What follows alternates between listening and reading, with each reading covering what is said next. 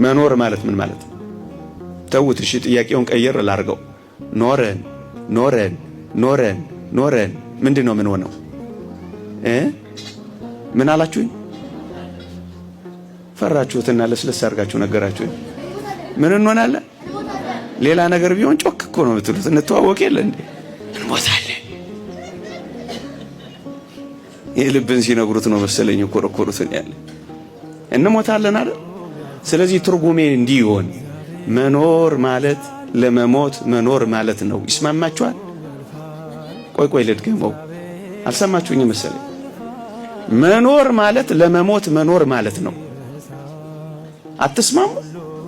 ባትስማሙም እውነታው ይሄ ነው። ኖረን ኖረን ኖረን ምንድነው ምን ሆነው? ስለዚህ የምንኖረው ለምንድን ነው? መውለድ፣ መዳር፣ መኳል። ይሄ እኮ በዚህ ውስጥ ያለ ማጀቢያ ነው፣ ፓኬጅ ነው እንጂ ዋናው ጉዳይ ምን መሆናችን ነው። ስለዚህ የምንኖረው አሁን ትስማማላችሁ? ባትስማሙስ እውነታው እኮ ይሄ ነው አይደለም? ግን ይሄን ነግሬያችሁ ብቻ አላስከፋችሁም። የምንኖረው ለመሞት ከሆነ የምንሞተው ለምንድን ነው?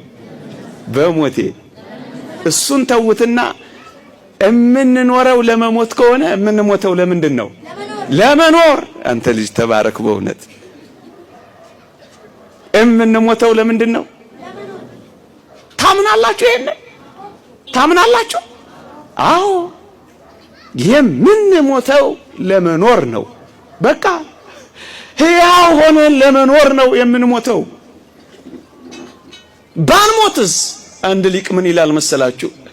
ባንሞትማ ኖሮ እንደ ሳጥናኤል ሕያው ጉስቁል ሆነን እንቀር ነበር። ሕያው ነው ሳጥናኤል፣ እውነት አሰብ። ግን ምንድነው? ጉስቁል ነው።